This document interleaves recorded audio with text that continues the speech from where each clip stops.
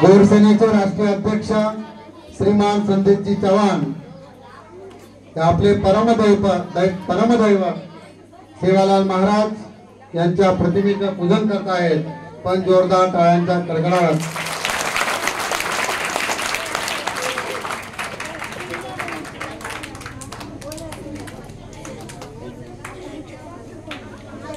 यानंतर जिल्हाध्यक्ष श्री अतुलजी राठोड यांना विनंती करतो की त्यांनी प्रतिमेचं पूजन करावं।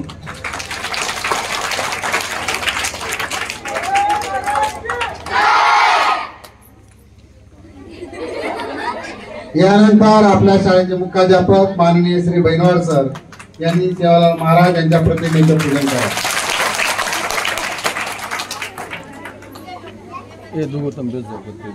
मित्र या ठिकाणी आपल्यामध्ये जे उपस्थित असलेले राष्ट्रीय अध्यक्ष श्री संदेशजी चव्हाण यांनी आपल्या समाजाला जागृत करण्यासाठी आणि समाजाला न्याय हक्क मिळवून देण्यासाठी आजन्म आपलं जीवन या समाजाला समर्पित केलेलं आहे। आणि त्या समाजामध्ये जागृत करण्यासाठी आपली गोर भाषा असेल, त्याचं साहित्य असेल किंवा त्यांच्या विविध प्रकारच्या समस्या असतील त्या शासन दरबारी मांडण्यासाठी ते आपली भूमिका बजावत असतात। मी फार काही बोलणार नाही। त्यानंतर त्यांच्या अधिपत्याखाली काम करणारे श्री अतुलजी राठोड हे आज आपल्याकडे उपस्थित झालेले आहेत। तर मी स्वागत घ्या सर। आजच्या या कार्यक्रमाला उपस्थित असलेले राष्ट्रीय अध्यक्ष श्री संदेशजी चव्हाण करतील अशी मी त्यांना विनंती करतो। स्वागत करताना टाळ्या वाजवा।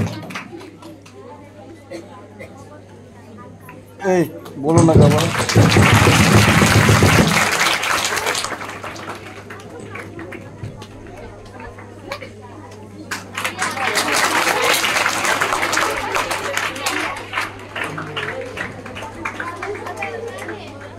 यानंतर आपले अमोल राठोड सर यांनी लिहिलेला कविता संग्रह गोरपीठ आणि पणी नायकन खंडकाव्य गोर बोलीभाषा त्यांना प्रदान करताना बैनवाड सर।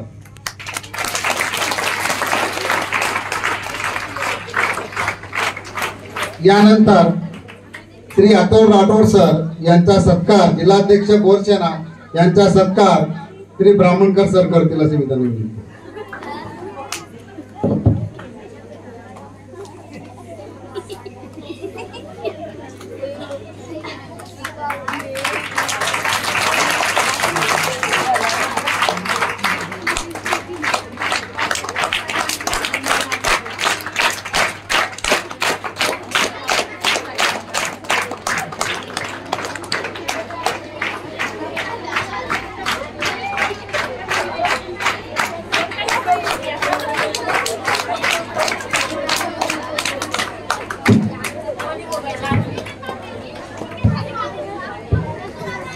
यानंतर आजच्या कार्यक्रमाचे अध्यक्ष बैनवाड सर यांचा सत्कार चिट्टलवाड सर करतील। जोरदार टाळ्या वाजवा।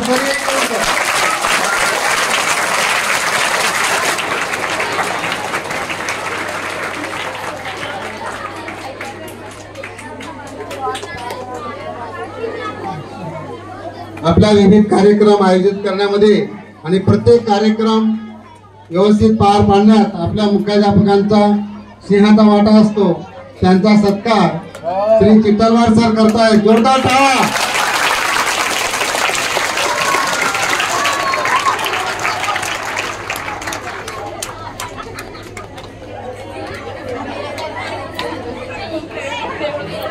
यानंतर हाय मला हाय हॅलो का म्हणावं लागतं तुम्हाला माहित आहे का? तुम्ही जे कचकच करायला लागतात ना त्याच्यामुळे म्हणावं लागतं हाय। तर या छोटेखानी सत्कार समारंभानंतर तत्पूर्वी या ठिकाणी सर्व उपस्थितांचं मी शब्द सुमनांनी स्वागत करतो। या सत्काराच्या समारंभानंतर आभार. यानंतर जिल्हाध्यक्ष गोरसेना श्री अतुलजी नाईक आपल्या समोर आपलं मनोगत व्यक्त करतील. श्री अतुलजी नाईक.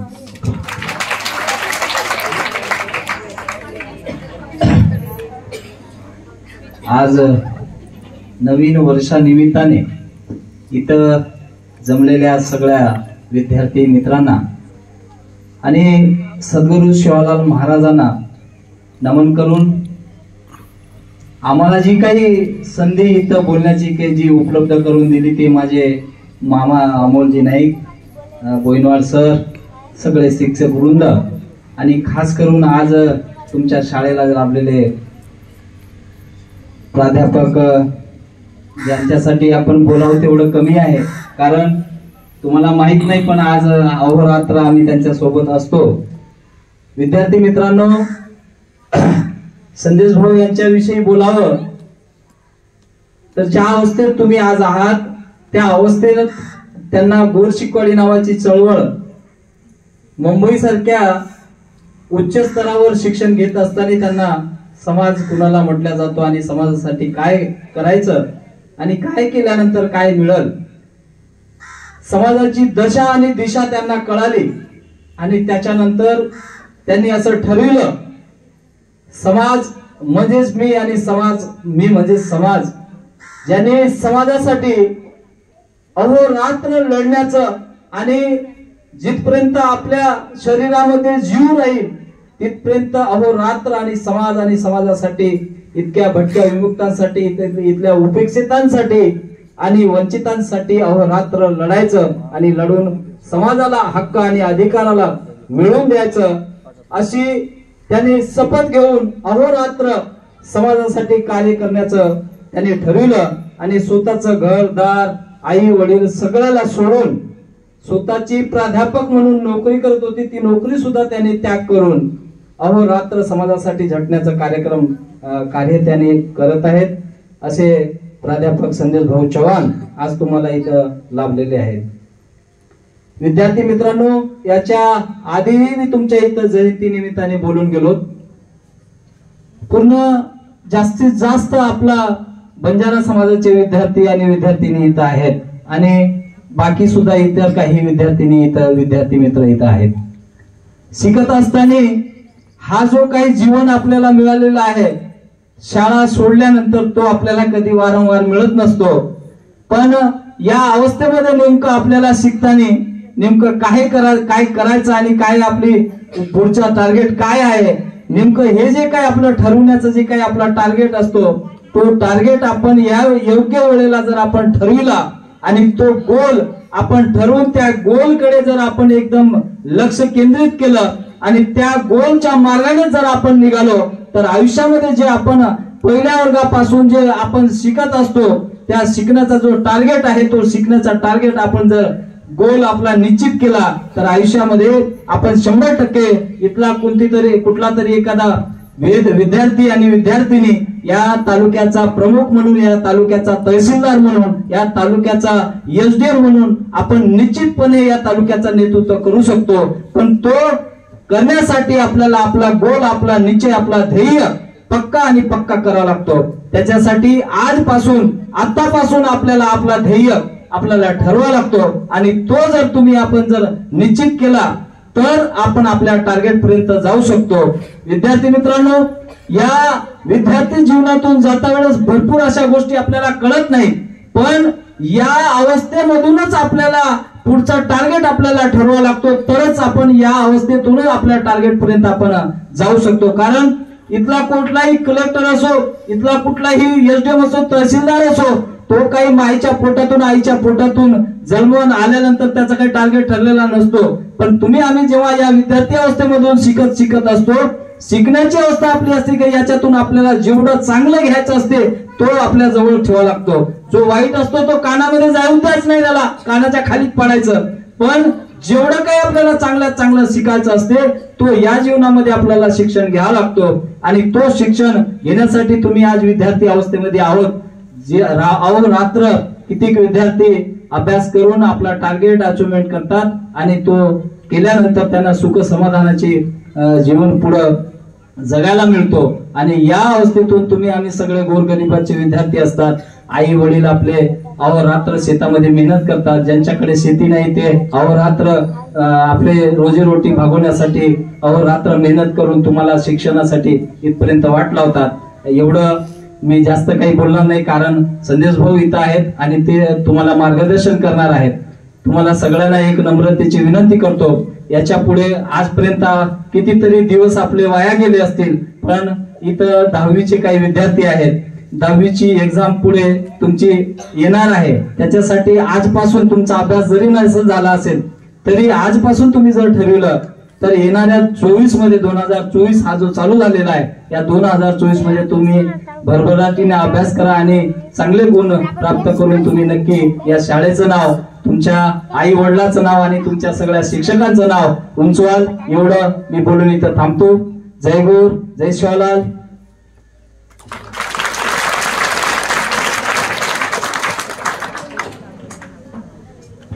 धन्यवाद अतुल भाऊ. आपण या ठिकाणी अत्यंत मोलाचं मार्गदर्शन केलेलं आहे. शिक्षक रोज सांगतात आपल्याला अभ्यास करा, अभ्यास करा, पण असं तुमच्या सारख्याने जर एखाद्या वेळेस येऊन सांगितलं तर त्यांना वाटतं अरे खरंच करायला पाहिजे. बरोबर आहे की नाही? प्रत्येक शिक्षक तुम्हाला सांगतो अभ्यास करा, हे करा, ते करा, पण त्याचं तुम्हाला काय वाटतं, अरे हे रोज एकच सांगतात. आई वडील पण तुम्हाला सांगतात अभ्यास कर, अभ्यास कर, शिक्षक पण तेच सांगतात. पण ज्या वेळेस एखादा माणूस सामाजिक चळवळीमधला असतो आणि तो या ठिकाणी येऊन आपल्याला एक अभ्यास करण्याविषयी मार्गदर्शन करतो आणि अभ्यास केल्यानंतर तुमच्यामध्ये काय परिवर्तन होईल, तुम्ही एनजीओ व्हाल, कलेक्टर व्हाल, काहीतरी व्हाल, जीवनामध्ये निदान एक चांगलं जीवन जगण्यासाठी नागरिक म्हणून तयार व्हाल, हे अतिशय आपल्या देशासाठी आपल्यासाठी आवश्यक आहे. आणि हे त्यांनी आपल्या छोटेखानी मनोगतातून व्यक्त केलेलं आहे. यानंतर आजच्या कार्यक्रमाचे प्रमुख वक्ते गौरसेनेचे राष्ट्रीय अध्यक्ष आणि ज्यांनी आपल्या कार्याचा ठसा उमटवलेला आहे. राष्ट्रीय अध्यक्ष होणं सोपं नाही. राष्ट्रीय अध्यक्ष होणं म्हणजे त्या चळवळीला पूर्ण आकार देणं, प्रत्येक ठिकाणची माणसं जोडणं आणि त्या माणसांना क्रियाशील ठेवणं, एवढं कठीण काम. पुन्हा शासन पातळीवर लढणं, 24 तास काम केल्यासारखं काम करावं लागतं, तेव्हा या पदापर्यंत माणूस पोहोचतो. आणि असे गौरसेनेचे राष्ट्रीय अध्यक्ष आपल्यामध्ये उपस्थित झालेले आहेत श्री संदेशजी चव्हाण. मी यांना विनंती करतो की त्यांनी आपलं मनोगत व्यक्त करावं. श्री संदेशजी चव्हाण.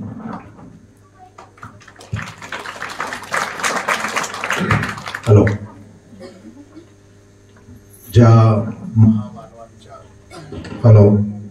ज्या महामानवांच्या कार्यामुळे या जगातील, या देशातील आपल्यासारखे सर्वच दीन दलित, पददलित, उपेक्षित, वंचित, बेसहारा, असहाय्य लोकांना जीवन जगण्याचा एक मार्ग मिळाला, मान सन्मानाने जगण्याची एक ताकद मिळाली, अशा सर्व महामानवांच्या कार्यास मी सर्वप्रथम नतमस्तक होतो. क्रांतीसूर्य ज्योतिबा, महात्मा ज्योतिबा फुले, भारतरत्न डॉक्टर बाबासाहेब आंबेडकर, शाहू महाराज, गाडगेबाबा, अहिल्याबाई होळकर, अण्णाभाऊ साठे, सद्गुरू सेवालाल महाराज, भगवान बाबा यांना सगळ्यांना मी अभिवादन करतो.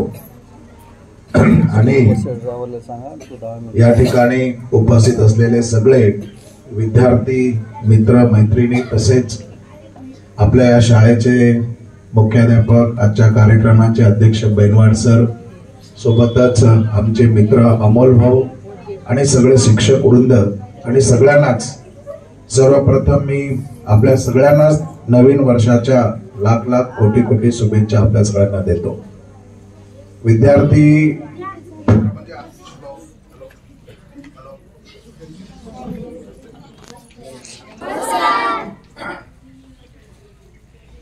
आज हा अनपेक्षित असा कार्यक्रम झाला. मला माहित देखील नव्हतं की मला येऊन डायरेक्ट कार्यक्रमालाच बोलावं लागेल, परंतु मी सगळ्यांना सुरुवातीला धन्यवाद देतो की या निमित्ताने आपल्या सर्वांसोबत मला एक संवाद साधण्याचा एक संधी या ठिकाणी सरांनी दिली.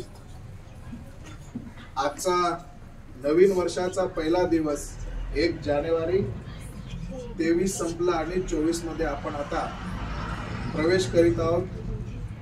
24 सालाचा 2024 सालाचा पहिला दिवस, नवीन वर्षाची सुरुवात होते. मला वाटतं नवीन वर्षाची सुरुवात होत असताना आपण काहीतरी संकल्प केला पाहिजे. मी सगळ्यांना विचारू इच्छितो की तुम्ही इथे सगळे विद्यार्थी आहात, कोणी सांगू शकेल मला किती लोकांनी नवीन वर्षामध्ये काही चांगले संकल्प केले? हात वर करू शकता?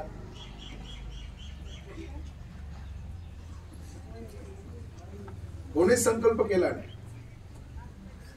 मागच्या वर्षी काय काय घडलं, काय काय होऊन गेलं, काही चुका केल्या असतील, काही आपल्या जीवनामध्ये काही कमी राहिल्या असतील, त्या पुन्हा होऊ नये.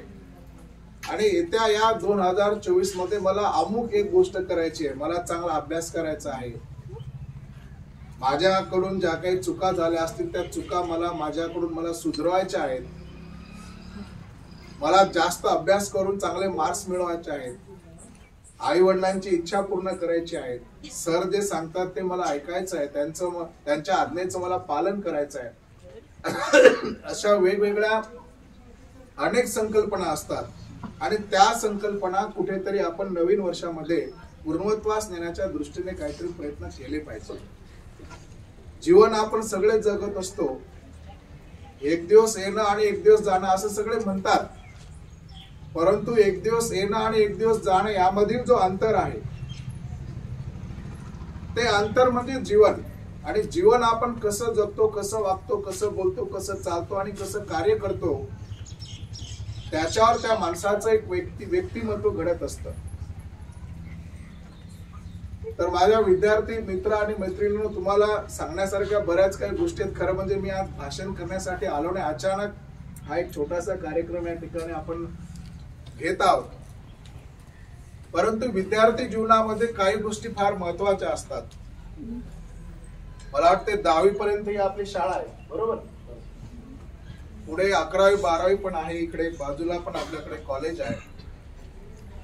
विद्यार्थी जीवन हे आयुष्यातील सगळ्यात महत्वाचा एक टप्पा असतो, सगळ्यात महत्वाचं आयुष्य असतं. आणि या विद्यार्थी जीवनामध्ये आपण काय करणार आणि कसं करणार याच्यावर सगळं आयुष्य अवलंबून असतं. म्हणून विद्यार्थी जीवनामध्ये सगळ्यात महत्वाची गोष्ट जर मला सांगावीशी वाटेल तर ती आहे वेळेचं नियोजन करणं. कारण वेळ ही अशी गोष्ट असते की ती कुणासाठी थांबत नाही.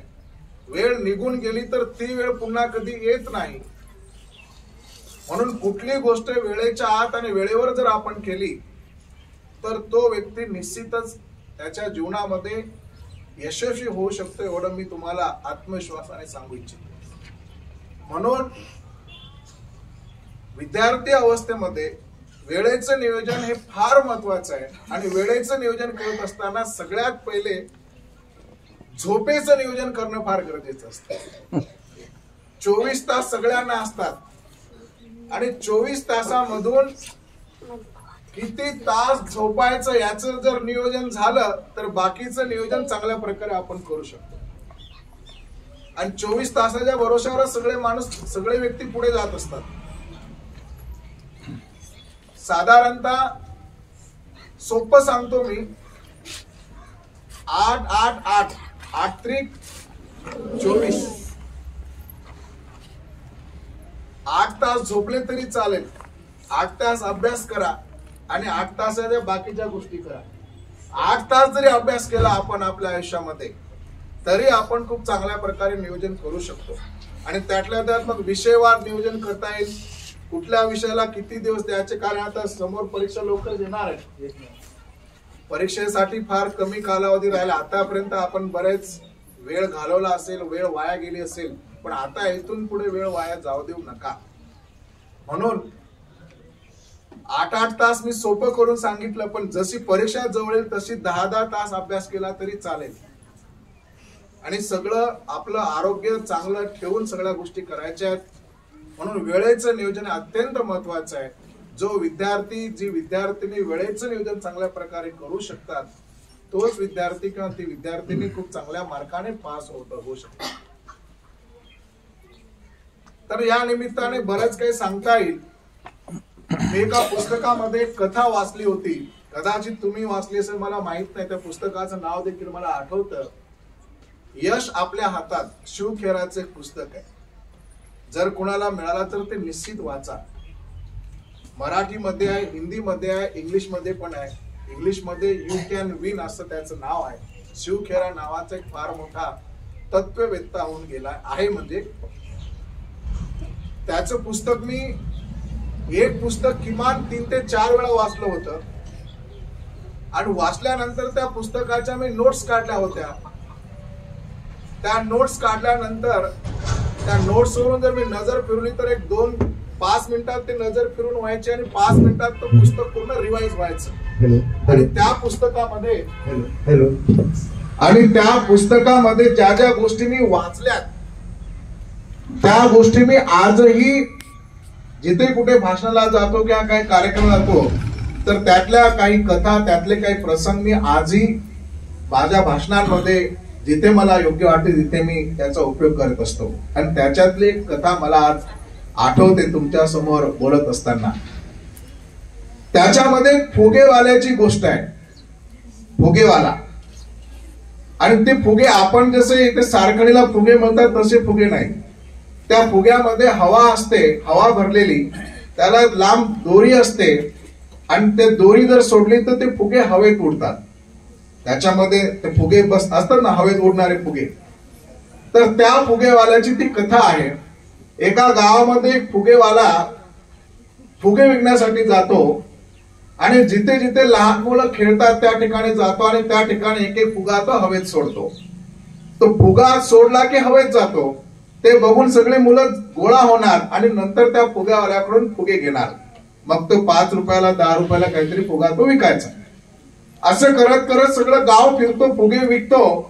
आणि एका ठिकाणी एका गर्दीमध्ये एक छोटासा मुलगा त्याला येऊन विचारतो. तो म्हणतो की मी मगापासून तुमच्या पाठीमागे फिरत आहे.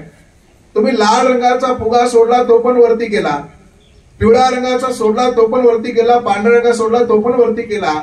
आता काळ्या रंगाचा फुगा दिसतो. तो काळ्या रंगाचा जर तुम्ही फुगा सोडला तर तो पण वरती जाईल का, असं तो विद्यार्थी त्या फुगेवाल्याला विचारतो. तो फुगेवाला जे त्याला उत्तर देतो ते उत्तर फार महत्वाचं आहे. उत्तर असं आहे की तो फुगेवाला सांगतो की बेटा, कोणत्या रंगाचा फुगा आहे याच्यावर काही अवलंबून नाही. तो पिवळा आहे की पांढरा आहे की गुलाबी आहे की नारंगी आहे, त्या रंगामुळे फुगावर उडत नाही. त्या फुग्यामध्ये जी हवा भरलेली आहे त्या हव्यामुळे तो फुगावर जातो. तर तुम्हाला या निमित्ताने या कथेमधून मला हे सांगायचं आहे की तुम्ही दिसायला कसे आहात, काळे आहात की गोरे आहात, तुम्ही ठेंगणे आहात की उंच आहात, तुम्ही पातळ आहात की जाड आहात, यावर तुमची प्रगती अवलंबून नाही. तुमच्या डोक्यामध्ये कुठले विचार आहेत, तुम्ही विचार कसे करता आणि केलेल्या विचारावर त्याची अंमलबजावणी कसे करता, ते उपयोगात कसे आणता, तुम्ही कृती कसे करता, तुम्ही कसे वागता, कसे बोलता, कसे चालता आणि काय काम करता, कसे काम करता, याच्यावर अवलंबून असणार आहे की तुमची प्रगती काय होईल आणि कशी होईल. म्हणून आयुष्यामध्ये प्रगती व्हायलाच पाहिजे. आपण टॉपर असलं पाहिजे. एक फार मोठी एक फ्रेज आहे, ऑलवेज बी अ टॉपर.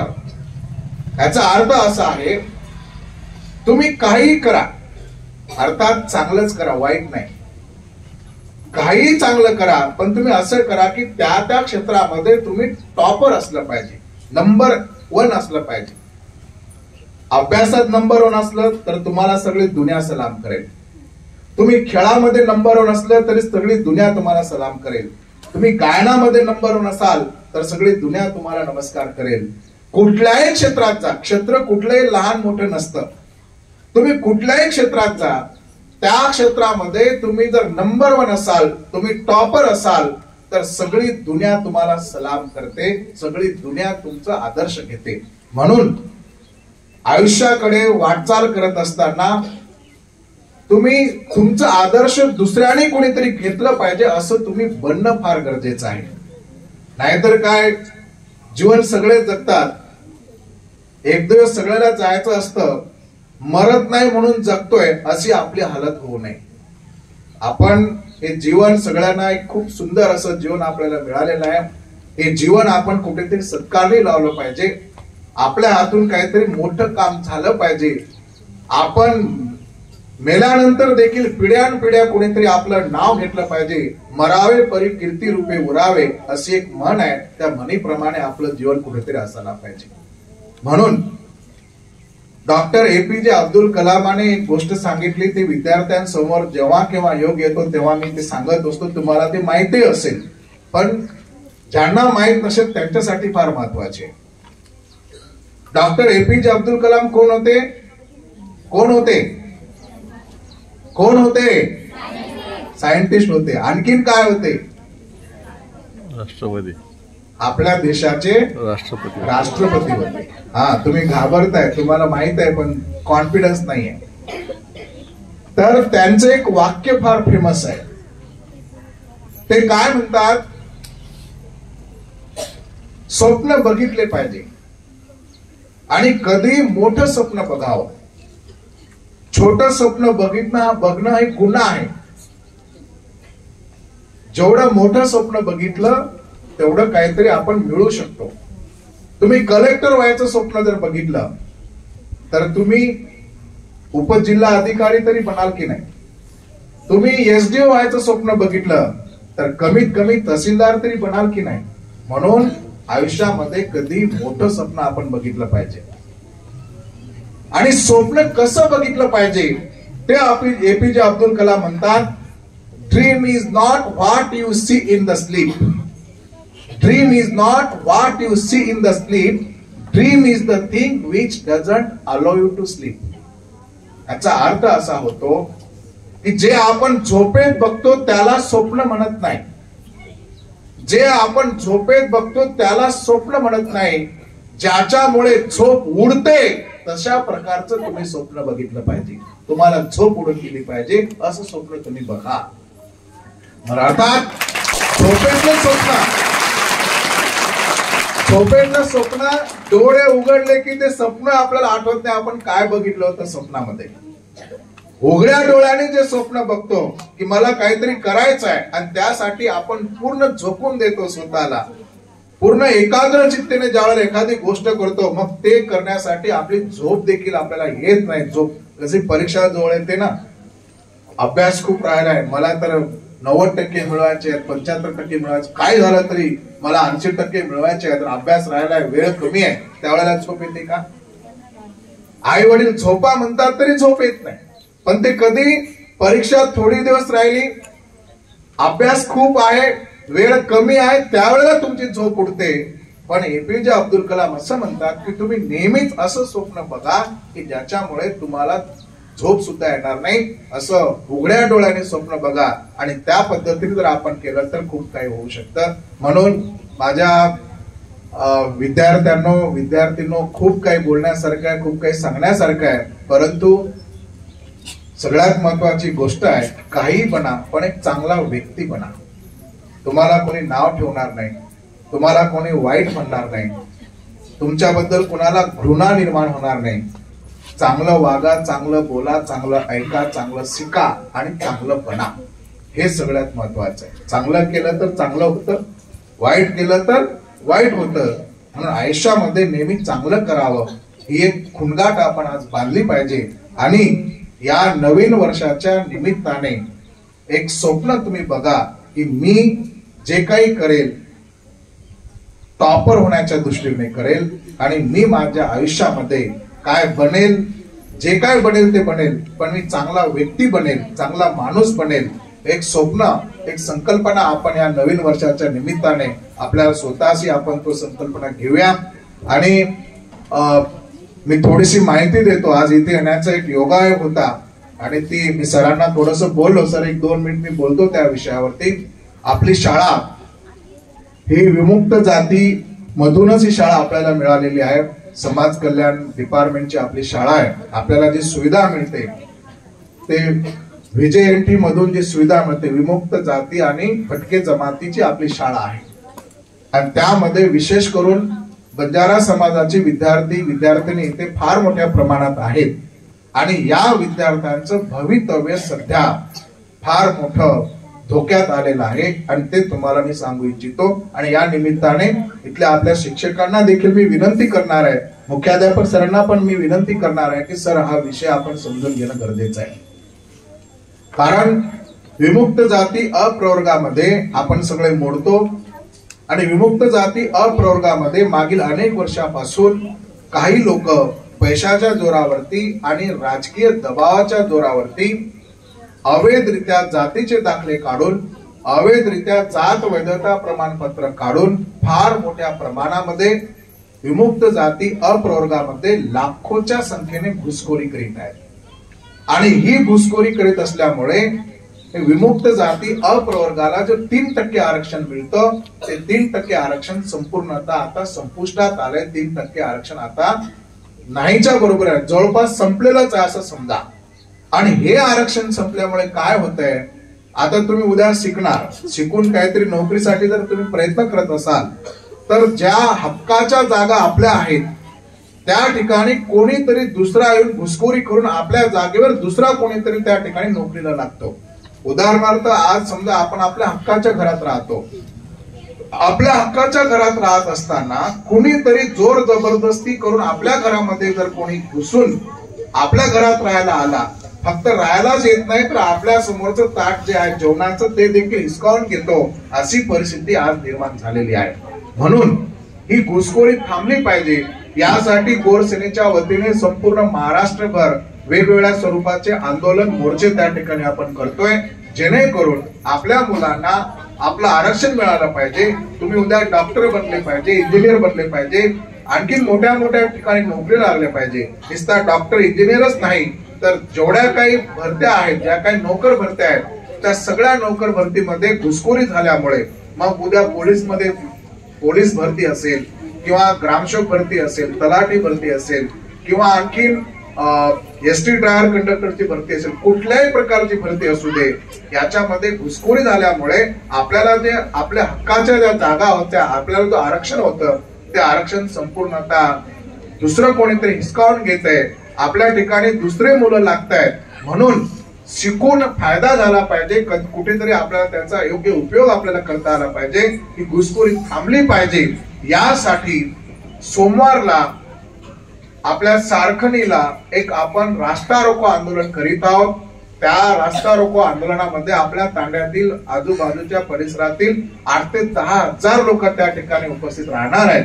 आणि माझी इच्छा आहे, तसं नियमाने मी नाही सांगू शकत, शाळा चालूच राहील, शाळा बंद आपण करायची नाही, पण जेवढे काही गोर बंजारा समाजाची मुलं आहेत किंवा विमुक्त जाती अमधील जेवढे मुलं मुली आहेत त्यांनी या आंदोलनामध्ये सहभागी झालं पाहिजे.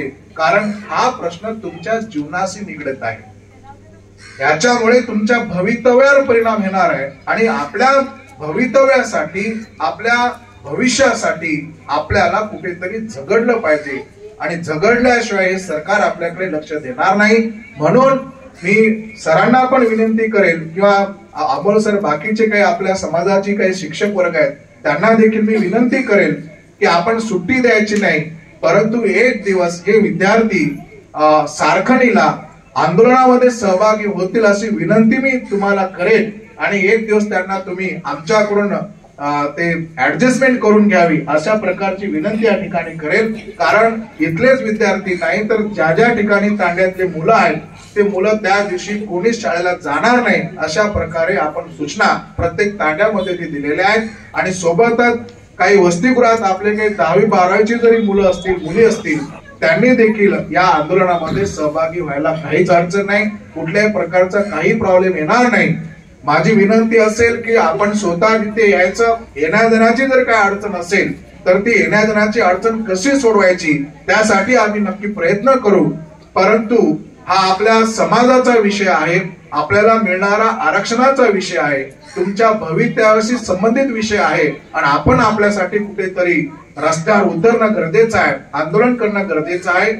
म्हणून माझी सगळ्यांना विनंती करतो की आपण या गोष्टीसाठी आपले मुख्याध्यापक सर, सगळे शिक्षक लोक आणि आपल्या संस्था चालकांना देखील मी बोलेल या संदर्भामध्ये, तुम्ही सगळ्यांनी त्यासाठी आम्हाला मदत करावी अशी विनंती या ठिकाणी मी करतो. आणि पुन्हा एकदा बराच वेळ झाला, आता तुमची चुळबुळ चालू झाली, मला दिसतंय आता खूप झालंय, मला डोक्यावरून जायला लागलंय. परंतु पुन्हा एकदा या नवीन वर्षाच्या निमित्ताने मला तुमच्या समोर 1-2 शब्द बोलण्याची एक संधी आपल्या शाळेच्या माध्यमातून सरांनी मला उपलब्ध करून दिली. मी तुम्हाला काही 2 गोष्टी सांगू शकलो, माहित नाही तुम्ही किती डोक्यात ठेवणार नाही ठेवणार, ही गोष्ट तुमच्यावर अवलंबून आहे. पण मी सांगितलेल्या एवढ्या गोष्टीमधून 1-2 गोष्टी जरी तुम्ही तुमच्या आयुष्यामध्ये जर त्या उपयोगात आणल्या तर निश्चितच त्याचा फायदा आम्हाला सगळ्यांना होईल. अशा पुन्हा एकदा सगळ्यांना, आपल्या सगळ्या विद्यार्थ्यांना, इथल्या सगळ्या शिक्षक वृंद आणि मुख्याध्यापक सर, आमचे अमोल सर, सगळ्यांना नवीन वर्षाच्या लाख शुभेच्छा देतो आणि माझे 2 शब्द इथे थांबवतो. जय हिंद, जय भारत, जय महाराष्ट्र. धन्यवाद साहेब, आपण दिलेलं मोलाचं मार्गदर्शन. मला माहित आहे आपल्या 2 स्कूल बस येऊन उभ्या आहेत आणि तुमच्या सगळ्यांच्या मनाची जी तगमग आहे ती मला समजते. तरी जे स्कूल बस वाले आहेत त्यांनी आरामात उठा, बाकीचे हॉस्टेलवाले बसा.